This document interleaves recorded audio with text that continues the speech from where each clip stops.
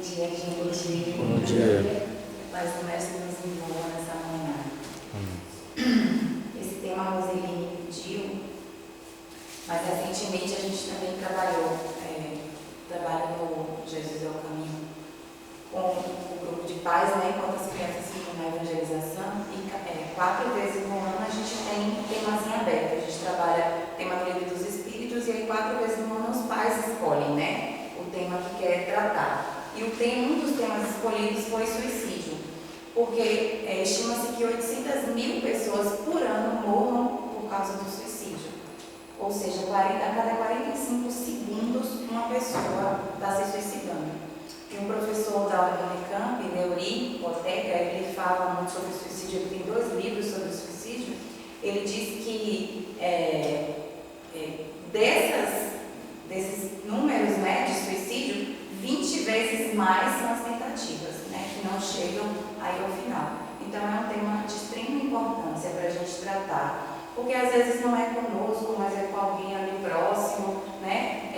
Eu ouvi também desse professor, né, da Unicamp dizendo assim que dizem que o suicida ele dá sinais, mas ele falou que nem sempre dá sinais. Esses dias eu assisti uma palestra sobre o suicídio, que o cara levou assim várias pessoas que tinham cometido suicídio, mas que um dia anterior na rede social estava com uma foto assim rindo, né? Uma criança, uma jovem, e esse número tem aumentado muito entre os jovens, crianças, né? Crianças a partir de 12 anos, jovens e adultos ainda cerca de 25 anos. Então é muito importante que a gente trate desse tema. Nem sempre a gente gosta de falar, né, sobre o suicídio, parece uma coisa pesada, mas tudo aquilo que a gente não fala não quer dizer que não vai acontecer. A gente não gosta de falar sobre a morte e ela não deixa de acontecer por causa disso, né? Então é super importante que a gente fale. E aí esses dias, assistindo uns vídeos, eu já falei aqui uma outra vez, eu adoro um canal que tem no Facebook que chama Terapia. T, um pontinho, A e Pia. As pessoas passam na pia contando as suas histórias. Eu adoro ouvir histórias das pessoas, porque são histórias como a nossa, são histórias às vezes de muita superação. E aí tem a história dessa mãe, né? Eu tirei a fotinha dela porque tá lá no Facebook, tem o link, quem quiser lá procurar depois e assistir. Essa moça, ela tinha 2 filhos, um de 27 e um de 20 anos. O filho de 27 morreu num acidente de trânsito, né? Numa briga de trânsito, ele tomou um tiro e morreu. O filho mais novo, ela disse que ele queria ser piloto, era muito inteligente, estudioso, e ele estava estudando para fazer a prova do exército. E, por conta da morte do irmão, ele entrou numa depressão. E aí ela falou essa frase que eu destaquei, eu até inclusive levei esse vídeo para os pais assistirem lá no Jesus é o Caminho, porque é um vídeo muito bacana. E ela falou essa frase que me marcou, e eu acho que é importante para todos nós. Ela falou: eu, como mãe, não ensinei os meus filhos a perder. E ela falou: e é importante que a gente ensine os filhos a perder. Por quê? Porque com a morte do irmão, o menino entrou numa depressão e ele tentou suicídio 3 vezes. Aí ela levava ele para o hospital, que é um outro detalhe, né, também, e ela disse que muitos dos profissionais, inclusive da saúde, diziam que era frescura. Ah, é frescura isso, e aí mandava ele de volta para casa. E numa dessas ela começou a não dormir mais para vigiar esse filho.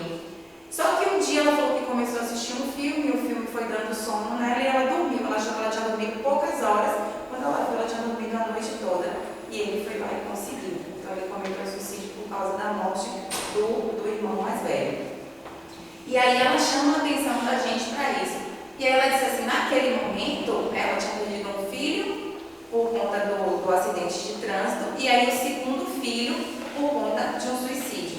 E ela disse que ela entrou também numa deprê, né, que o luto traz isso. Ninguém vai perder um ente querido, devolver um ente querido, né, que não é perder, mas um ente querido retornar para o lado espiritual. Seja por qual motivo for, existe o luto. A gente não vai sorrindo. Eu falo assim, ó, quem está me ouvindo aqui falar, se um dia Marcelo desencarnar, se um dia minha filha desencarnar, não esperem que eu esteja lá no enterro plena. Vou estar chorando, porque eu choro se eu assistir um filme. Se uma pessoa morre no filme, se existe uma cena mais tocante no filme, eu choro. Se você me conta uma história, eu choro. Aí eu não vou chorar se minha filha retornar para o pátrio espiritual, vou chorar. Então eu falei assim, a Andrea estava lá falando e agora ela está O que é que eu quero? O que é que eu desejo para mim? Toda vez que eu estudo, eu vou me preparando. Eu não quero me desesperar. Eu não quero entrar numa depressão. Eu falei esses dias com os amigos, falei, continue me chamando para sair, né? Para fazer as coisas. Eu não quero me desesperar, porque eu acho que é isso que a doutrina espírita traz para a gente, é esse consolo, né? Que é o que ela falou. Eu não ensinei os meus filhos a perder. Eu acho que é isso que a gente vem aqui. A gente está aprendendo a perder, aprendendo a passar pelas vicissitudes da vida. É uma doença que chega, é um revés financeiro que chega e a gente precisa aprender a lidar com todas essas situações para que elas não tomem conta da gente, né? E aí o que essa moça fez? Ela disse também que entrou nesse processo do luto, mas uma irmã não permitiu que ela se entregasse. Ela falou, não tinha vontade de tomar banho, não tinha vontade de comer, não tinha vontade de fazer nada. Mas a irmã foi, né, chamando ela de volta para a vida e ela falou, eu fiz uma promessa para os meus filhos. E aí, com essa dor da perda de um filho por acidente e outro filho por suicídio, ela foi estudar. E aí ela fez psicologia e hoje ela ajuda jovens no país todo, né? Ela falou que ela trabalha com uma dor que ela conhece.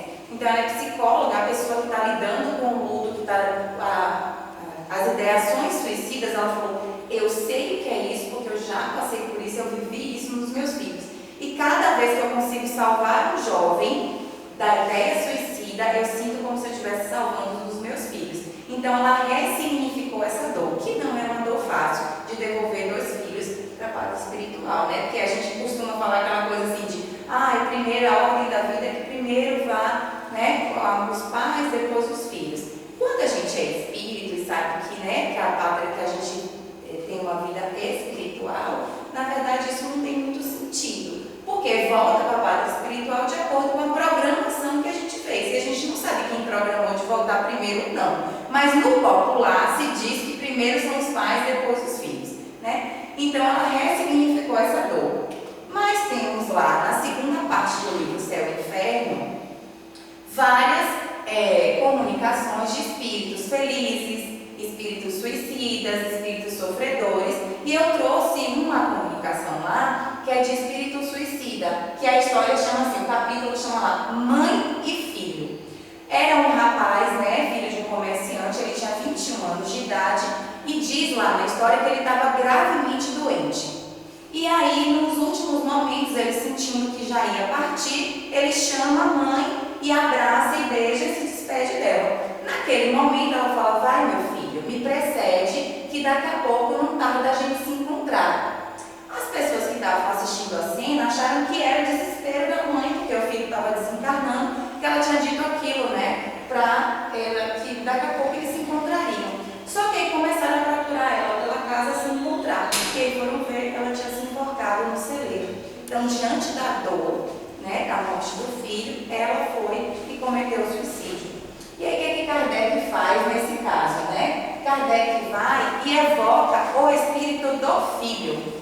Um tempo depois da morte dele, Kardec evoca para saber como que é, se ele sabia que a mãe tinha cometido o suicídio, né? E como que ele estava no mundo espiritual e se eles tinham se encontrado. Esses dias aconteceu em Guarulhos uma situação bem parecida. Uma moça de 30 anos teve um câncer de mama e, teoricamente, ela estava curada. Tinha feito todas as sessões de quimioterapia, tinha feito a cirurgia e ela estava bem. Num determinado dia, ela acordou e não conseguia se comunicar direito, tá? A mente estava variada e ela foi para o hospital e aí tinha dado metástase, tinha ido para o cérebro e ela desencarnou em 2 dias. Eles eram recém-casados, né? O marido no enterro também dizia a mesma coisa. Vai que daqui a pouco eu vou te encontrar, postou na rede social uns 2 dias, daqui a pouco a gente se encontra, a gente vai se ver. E ele também cometeu suicídio lá uns 2, 3 dias depois que a menina desencarnou, que é o mesmo caso aqui que a gente está vendo no Céu e Inferno. Então a pessoa tem essa ideia de que meu ente querido foi, se eu me matar, eu vou encontrar com ele. Então a gente vai ver aqui no Céu e Inferno se encontra se essa ideia tem sentido ou não tem sentido. E aí Kardec pergunta, evoca o espírito do filho e pergunta para ele, tem conhecimento da morte da vossa mãe que se suicidou, sucumbindo ao desespero que vossa perda lhe causou? E o espírito responde sim, e sem o pesar causado por essa fatal resolução, eu seria perfeitamente feliz. É o que o espírito diz. eu queria chamar a atenção para um ponto. Ele tinha 21 anos e desencarnou de uma doença grave. A gente sente muito pesar quando um jovem desencarna. Quando desencarna de uma doença, né? Porque essa ideia que eu falei, que a gente acha que os jovens têm que ir depois. Só que esse espírito disse, se não fosse a morte da minha mãe por suicídio, eu estaria na pátria espiritual perfeitamente feliz. Porque muitas vezes não, as doenças, todas essas vicissitudes que a gente passa, são para a purificação nossa enquanto espírito. A gente muitas vezes escolhe, tem um capítulo no Livro dos Espíritos que fala, escolha das provas. A gente muitas vezes escolheu aquilo pelo que a gente está passando.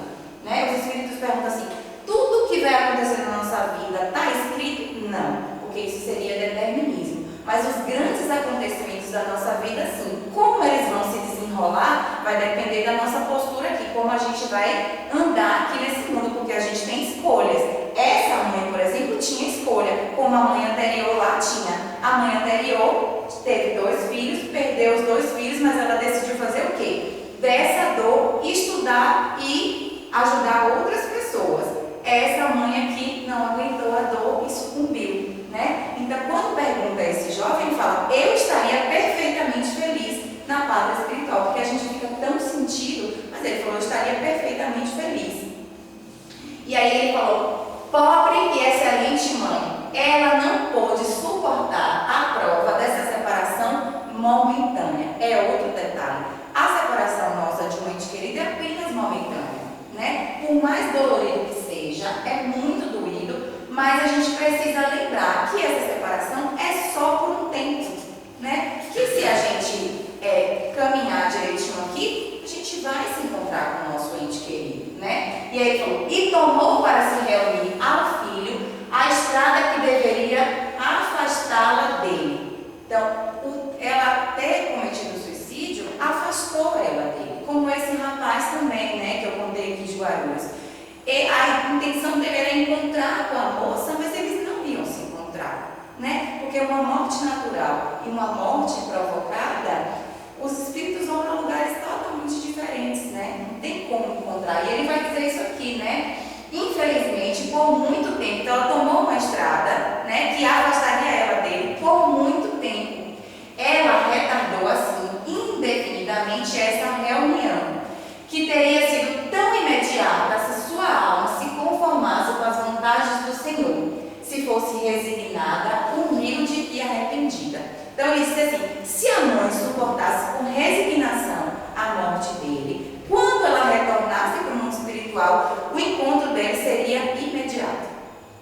Certamente ele receberia ela na pátria espiritual, né? Então ele falou, ela retardou esse momento. Por quê? Porque faltou a ela a resignação à vontade de Deus, a humildade e o arrependimento. Por que ele fala, né, o arrependimento? Porque ele fala assim, ó, diante da provação que se impunha, da expiação que deveria purificá-la. Porque a gente sabe que o que a gente está vivendo aqui, ou são causas atuais das aflições, ou são causas anteriores das aflições.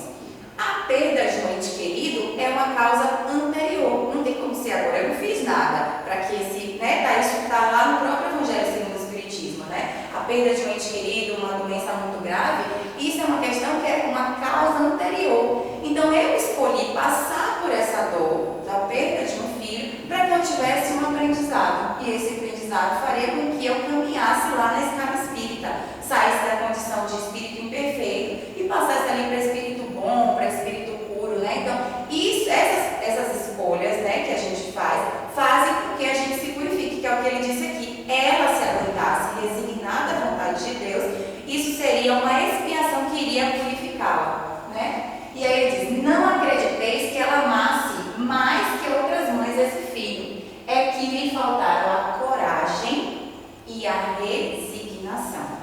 Né? Depois a gente vai ver lá no Evangelho segundo o Espiritismo que a coragem e a resignação, Kardec traz, os Espíritos trazem, que é o maior antídoto que a gente tem contra a loucura e contra o suicídio. Né? Só que aí a gente tem que pensar que, além da perda de um ente querido que leva a pessoa a cometer suicídio, tem outros pontos, né, que levam. A depressão, estima-se que 90% dos casos de suicídio 90% das pessoas estão em depressão.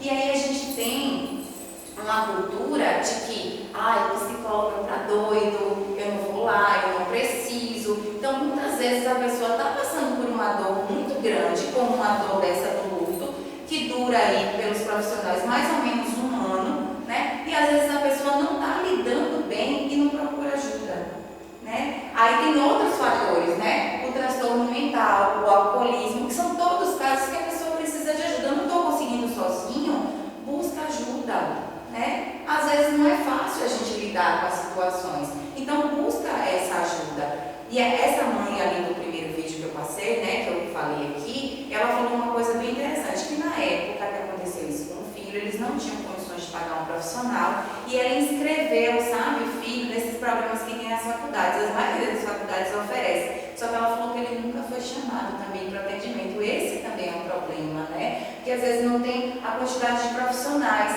Aí ela disse também que ele buscou o hospital, e quando ele ia para o hospital, alguns profissionais de saúde também diziam, olha, é frescura, porque às vezes a gente pensa que a depressão é assim, sai daí, né? E nem sempre a pessoa não consegue, porque a depressão, ela não é, ela é de origem orgânica.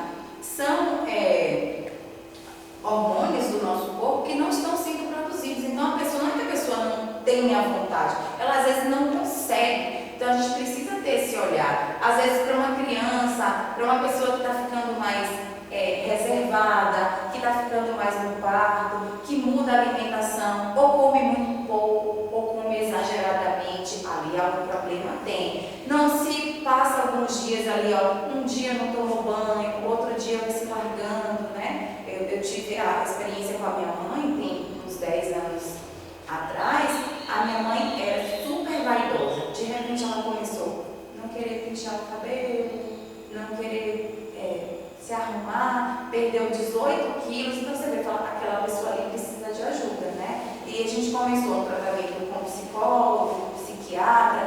Quando a gente levava ela para o centro, acordava ela para tomar banho, ela sentava no lugar, quando a gente procurava, ela estava na cama de novo. Então era uma loucura para a gente conseguir. Levava para o centro, ela dormia a palestra toda, mas estava lá, porque a espiritualidade está cuidando. Então a gente não pode desconsiderar, né? Tem o tratamento aqui no centro, usa o tratamento do centro, tenta outras alternativas também, né? Se a gente perceber que a gente tem um ente querido numa situação dessa, traz uma tristeza normal, todo mundo passa. Mas se essa tristeza levar ali mais de uma semana, entrando lá pela segunda semana, fala, opa, um alerta. Então a gente precisa cuidar, né, e buscar essa ajuda. No centro também, o passe, a água fluidificada também ajuda. Então a gente associa o tratamento médico com o tratamento aqui no centro. Nem que a pessoa venha, durma, não queira vir, a gente insiste, né? É o nosso papel.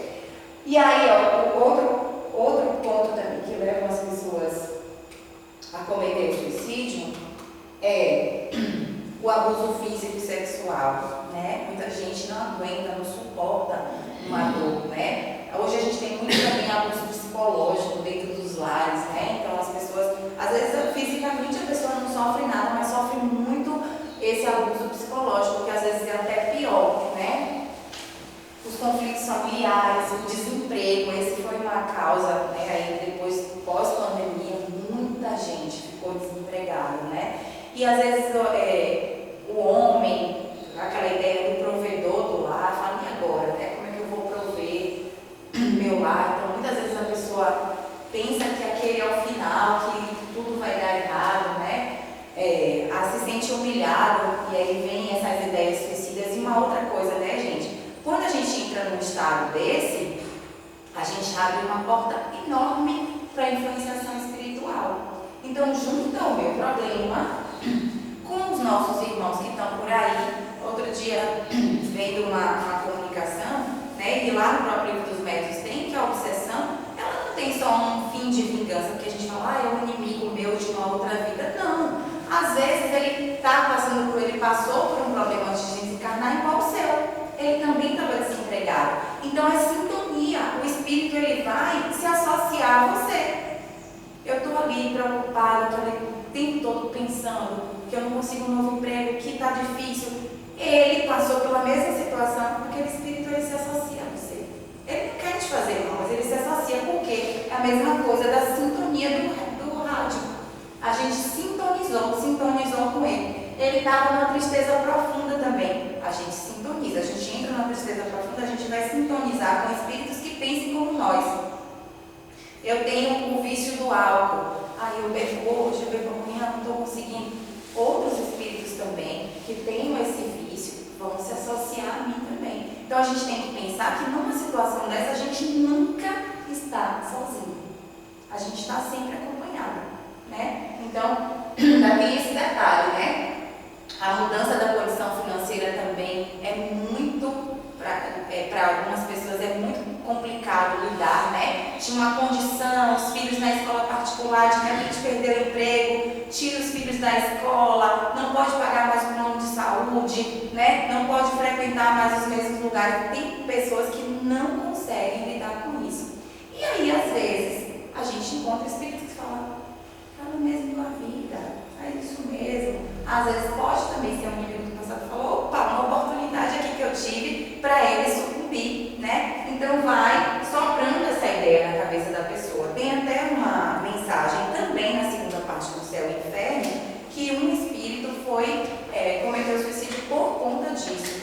Por tanto que ele ouviu um outro espírito falando para ele, vai mesmo, faz mesmo. E aí uma coisa importante é que Kardec diz que nesse caso há um atenuante, porque você não foi somente pela sua cabeça, né? E eu acho que uma coisa importante aqui da gente falar é que nenhum caso de suicídio é igual ao outro. André, eu já ouvi falar de um livro no meu espírita que fala que tem um vale dos suicidas. É verdade?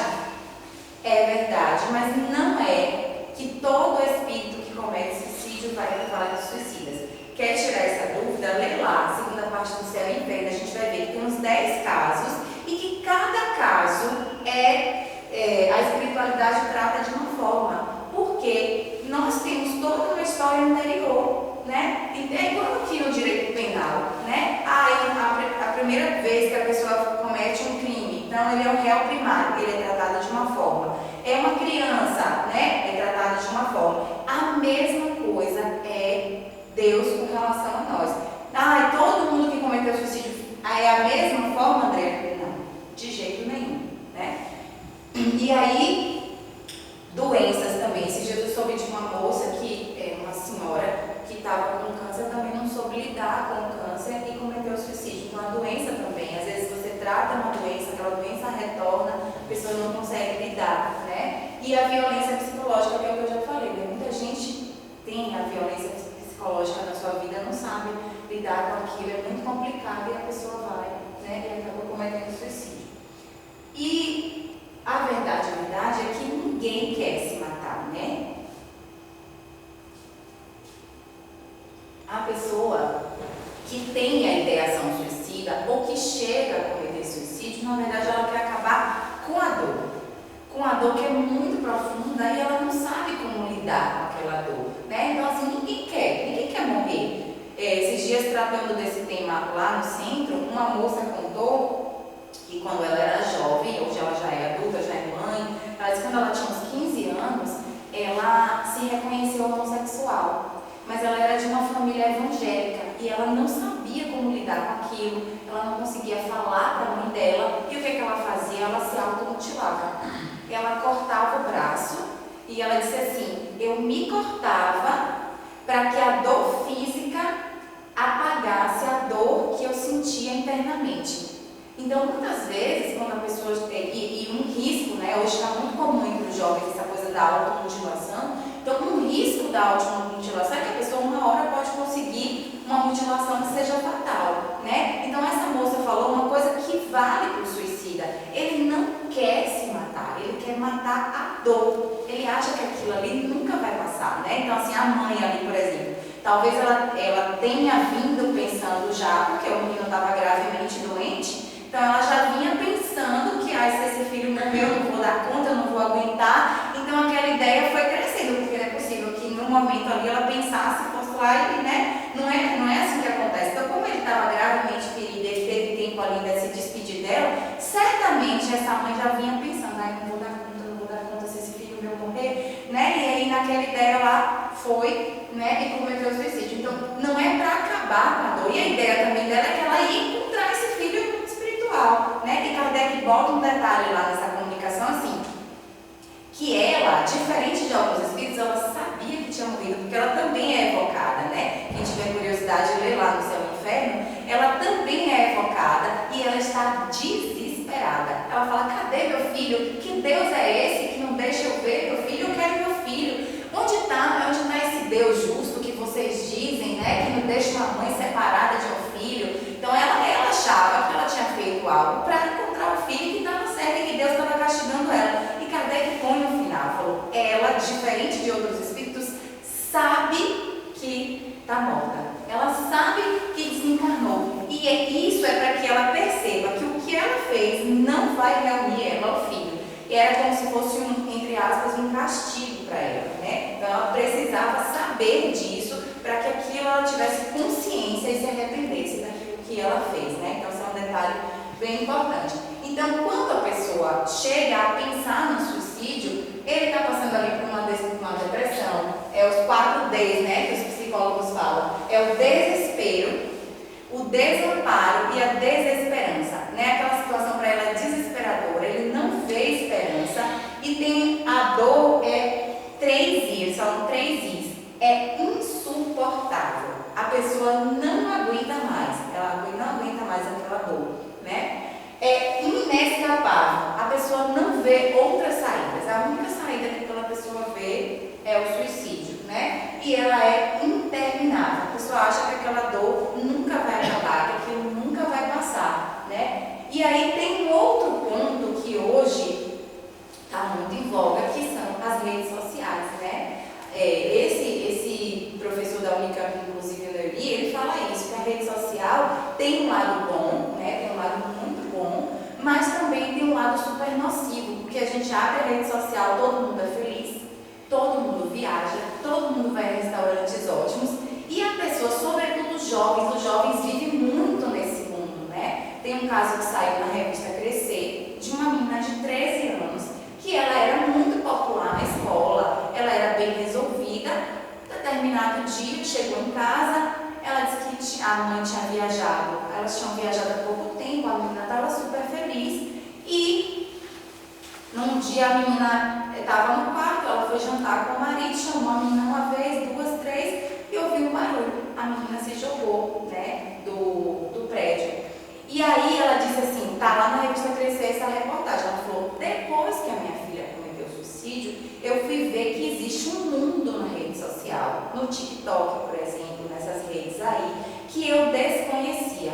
Ela falou que existem grupos de jovens nas redes sociais que combinam de se matar. Então a menina dela não tinha problemas nenhum, ela era super popular, era tranquila, só que ela disse que acha que a menina pegou a dor de outras crianças que estavam nesse grupo, e como as outras crianças não tinham coragem, ela teve coragem suficiente, foi lá e se matou. Então existe aí nesse mundo, né, da rede social, diz que basta a gente digitar lá ansiedade, depressão e suicídio, que aparecem os grupos, né?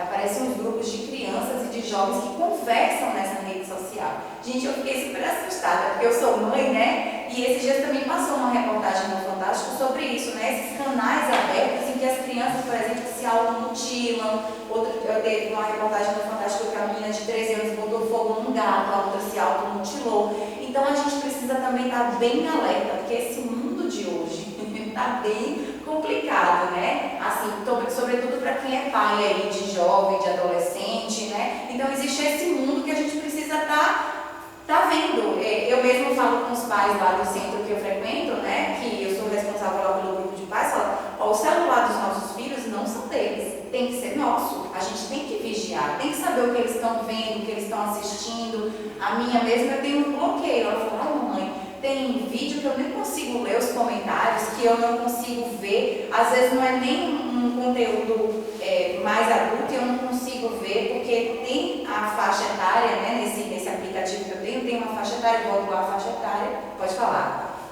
Só uma orientação também, desculpa interromper. Não, fica à vontade, tá? Existe a famosa Deep Web.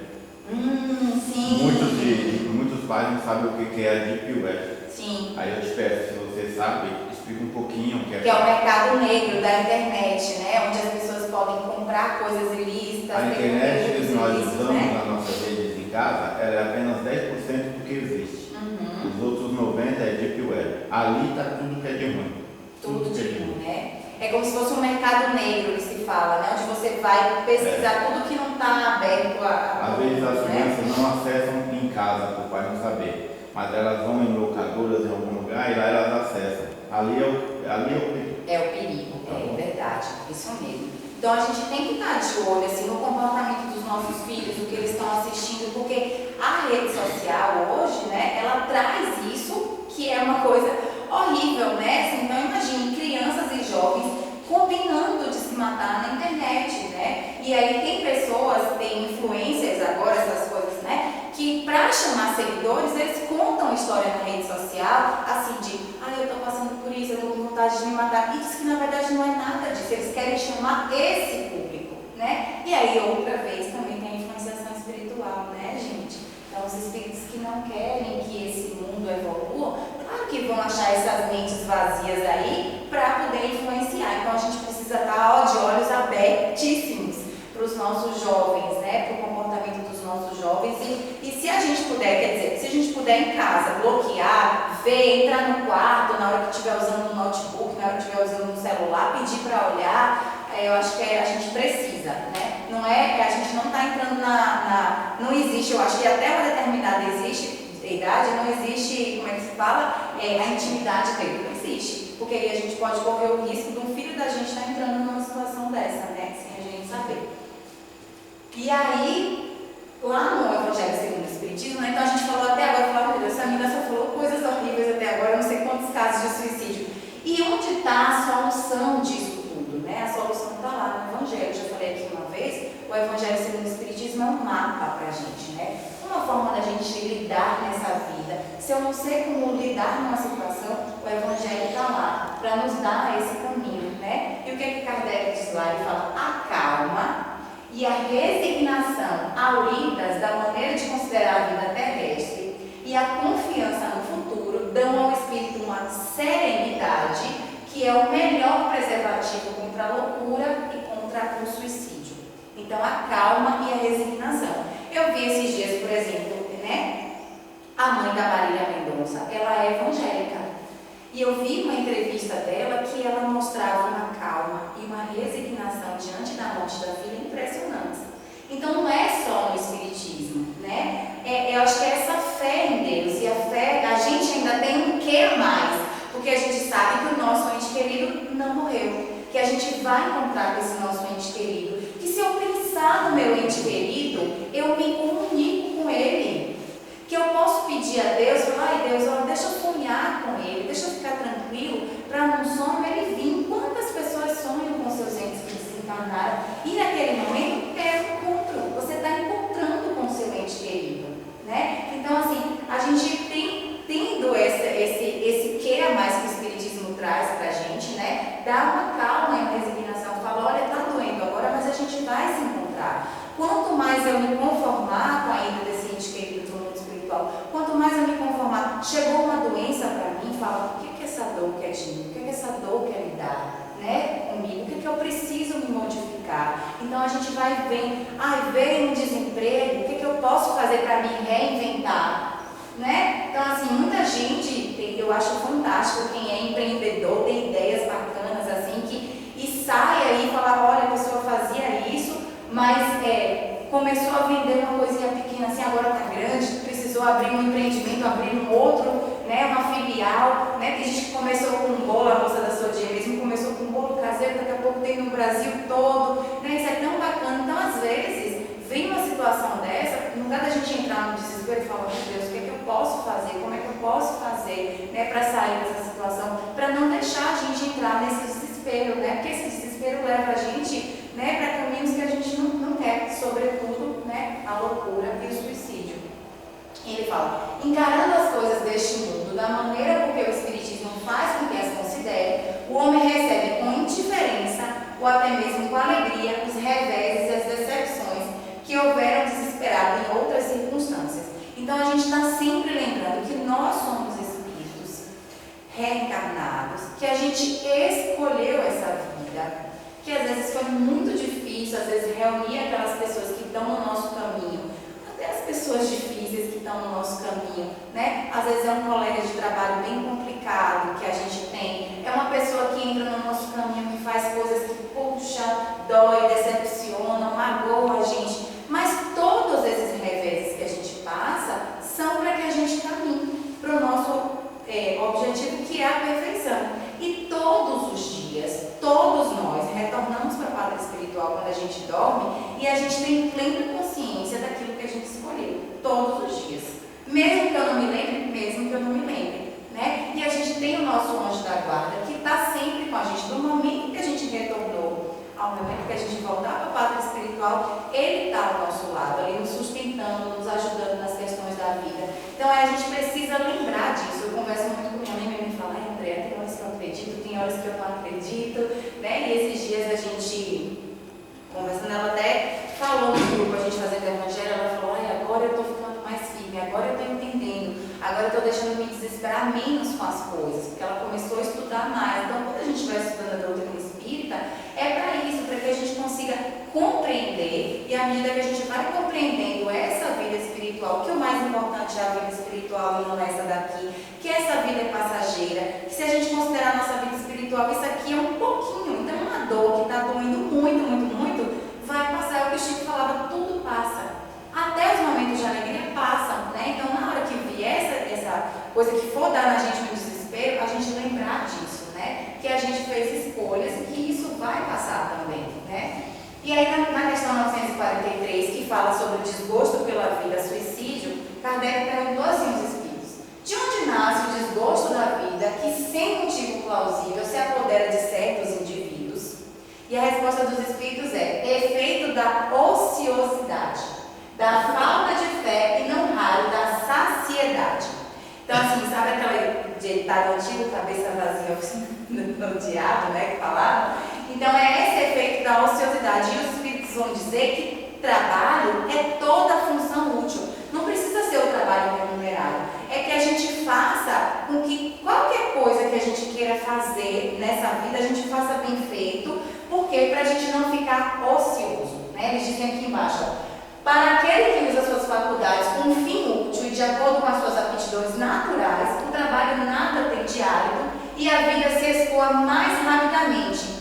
Ele suporta as vicissitudes tanto com mais paciência e resignação, quanto obra com fito de felicidade mais sólida e mais durável que espere. Então eles falam que um antídoto para a gente não ter desgosto pela vida é o trabalho, seja ele qual for. Não precisa ser o trabalho remunerado. Venha para a casa espírita, aí todo domingo eu vou ajudar a limpar o salão, eu vou ajudar no passe, eu vou fazer uma tarefa com as crianças, né? Se mostre útil na vida. Até isso vai enchendo a nossa cabeça também, a gente vai se sentindo bem, né? O nosso trabalho do dia a dia, fazer da melhor forma que a gente puder. E isso vai deixando a nossa vida plena, né? Ele fala, a falta de fé, né? essa fé em Deus é super importante. E não raro ele fala a saciedade. E nesse ponto aqui é que a gente às vezes quer muito uma coisa. Me sentir saciado, já não tenho mais.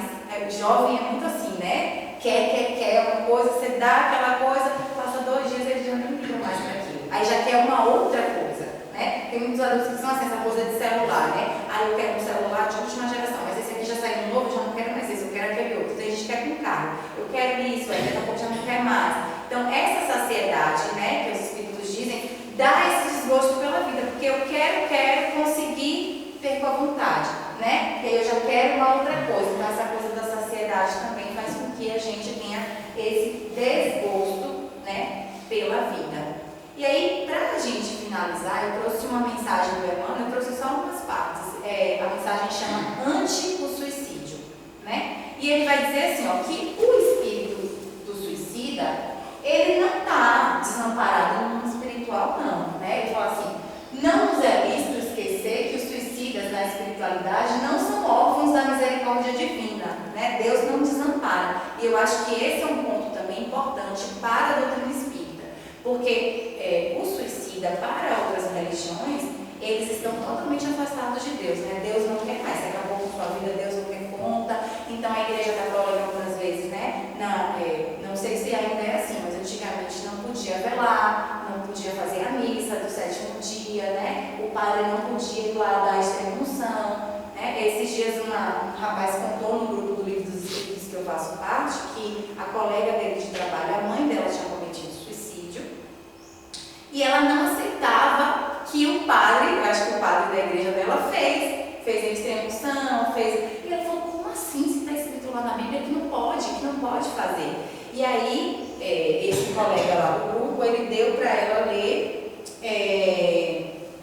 um capítulo do Livro dos Espíritos, salvo engano, Sensações dos Espíritos, não lembro agora o capítulo, mas ela disse que ela se sentiu super consolada com essa ideia, que é a ideia que a gente tem, né, de que nenhum dos espíritos, nem os suicidas, eles não estão desamparados na parte espiritual. Ela não se tornou espírita, mas disse que aquilo consolou bastante ela, né? Então, assim, não estão órfãos da misericórdia de Deus, e por isso mesmo, inúmeros benfeitores lhe proporcionam o socorro possível. Então, essas pessoas também são resgatadas, né? Só que, entretanto, Emmanuel vai dizer assim, entretanto, benfeitor algum consegue eximi-lo de imediato do tratamento de recuperação, que na maioria das vezes lhe custará longo período. Então, eles não estão desamparados, mas nenhum benfeitor vai tirar daquele espírito que ele vai ter que passar por um mundo espiritual, né? Por conta do ato. É igual a gente, toda a nossa atitude tem uma consequência, né? Ele está dizendo isso. Vai custar um tempo, vai custar um tempo. Ai, André, é verdade que o espírito suicida se matou com 20 anos, tinha que viver 40, vai ficar 20 anos sofrendo no mundo espiritual? Não, gente, cada caso é um caso, tá? Essas coisas que dizem por aí, não acreditem. Aí, todo espírito suicida vai pro vale dos suicidas? Não. Todo espírito que se mata tem que ficar não sei quantos anos no mundo espiritual sofrendo? Não. E onde que você tirou essa informação, André? Segunda parte do Céu e Inferno. Tem lá 10 casos de espíritos suicidas, cada caso é um caso. Cada caso a espiritualidade vai lidar de uma forma, certo? Então não é todo mundo que vai para o mesmo lugar, não é todo mundo que vai ficar sofrendo o tempo todo no mundo espiritual, certo? Mas ele diz aqui, a espiritualidade não vai tirar do espírito aquilo que ele precisa passar, mas ele é amparado sim. Por maiores que te façam, e agora é um alerta para nós, né? Por maiores que te façam as dificuldades do caminho, confia em Deus que, em te criando a vida, saberá defender-te e amparar-te nos momentos mais difíceis. Cientes de que não existem problemas sem solução, por mais pesada a carga de sofrimento em que te vejas, segue em frente. E aí ele fala de novo, trabalhando e servindo, lançando um olhar para a retaguarda, de modo a verificar quantas criaturas existem carregando fardos e tribulações muito maiores e mais constrangedoras do que as nossas, né? Então ele fala, presta atenção, tem gente que sofre muito mais do que você nesse problema que você acha que é o fim do mundo, que não vai passar nunca. Tem pessoas que passam por situações muito piores, né?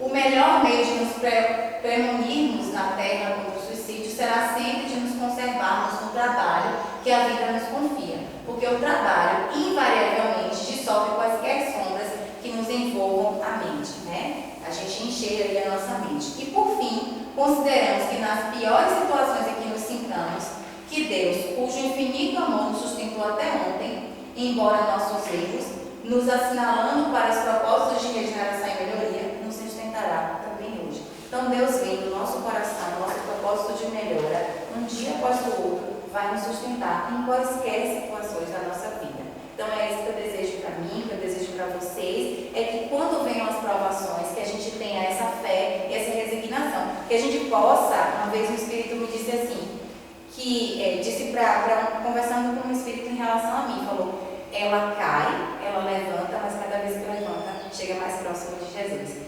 Que é esse o desejo nosso, que as provações virão para a minha vida, para a